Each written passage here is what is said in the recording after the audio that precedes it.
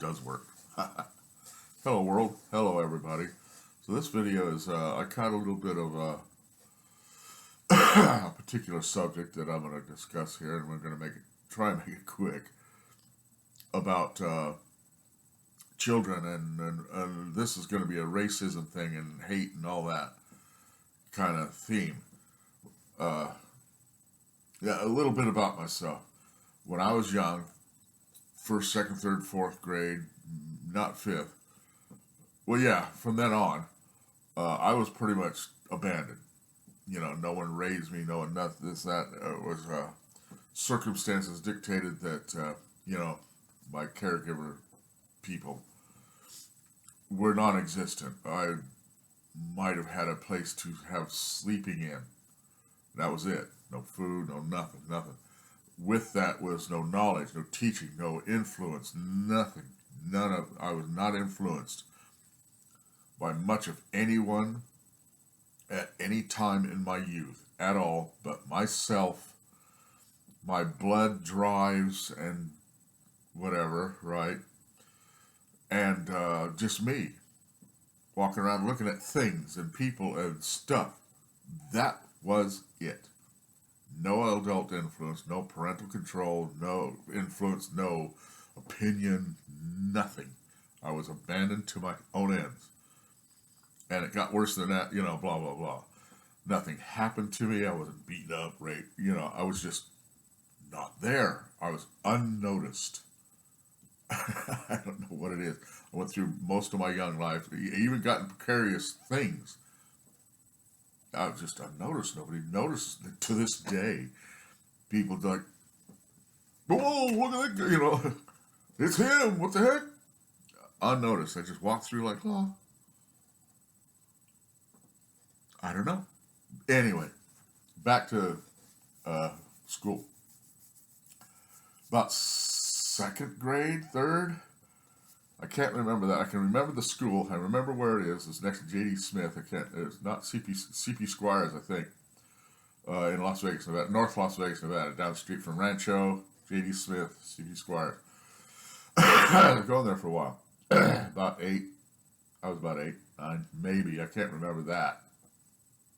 It was a real big blur because, oh God, it was terrible. Let's move on. Had a friend named Charlie Brown. He was the same age. We were in the same class, right? He was a black guy. Dude, boy, young man. Yeah, I don't know, because I don't know, you know.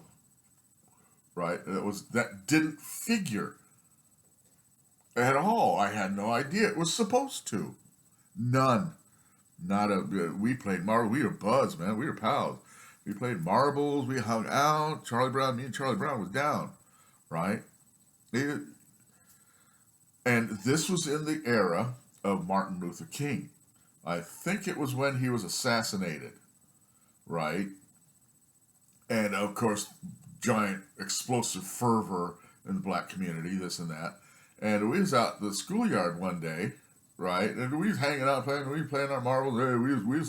We armed around each other, friends. We were down. You know, second grade being, yeah. And I'm like that though, because man, if you're my friend, it's birth to earth, womb to tomb. That's from West Side Story. Always impressed me. That would really, I'd get it tattooed on my. And anyway, we're out there playing marbles, and then a whole big hubbub out on the other side of the yard. You know, long lines of black kids, right? Arm in arm like this, going around like this, chanting things, right? It was in the 60s. And they was chanting, the line I remember, and this is what they were chanting. They were chanting, Umgawa, Black Power, your mama don't take no shower. Like, because I didn't have that capacity of getting the political scene. I did have some, because I knew Martin, and I knew it was bad, and I knew I was up in knowledge of that. And they were big. They're 20, 30, 40, you know, grade school, little. First, third, fourth grade on up. Big long lines, kicking up dust and doing all this, you know, big, huge. And he, you know, we like, what are they doing? Right?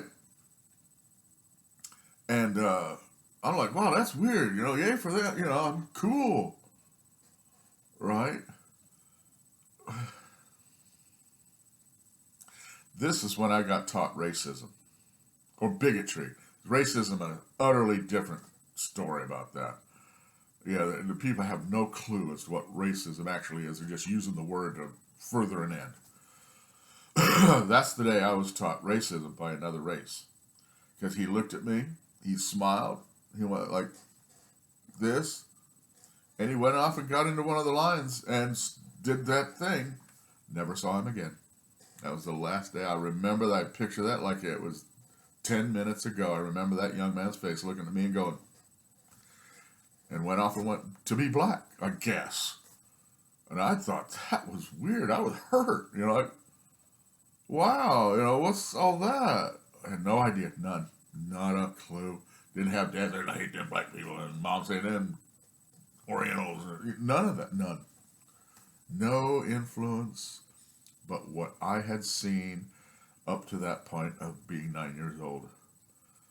What a shame that something bigger, some older influence of older people came down to second grade in a school somewhere in North Las Vegas in the 70s. And it was still little, ghetto kind of. It wasn't Vegas, baby.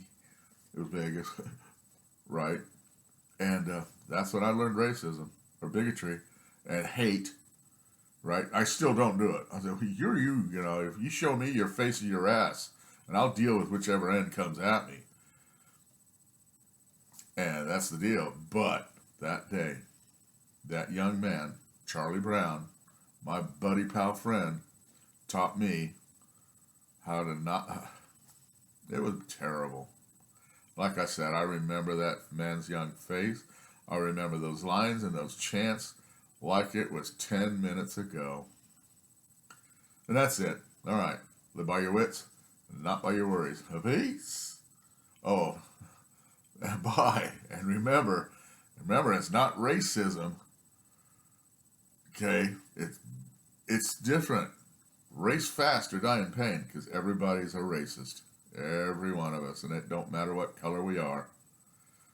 Okay. That's enough story for another video. And 8 minutes. This is terrible. All right. Okay, bye. La la la. Always mess that up. Okay. Bink.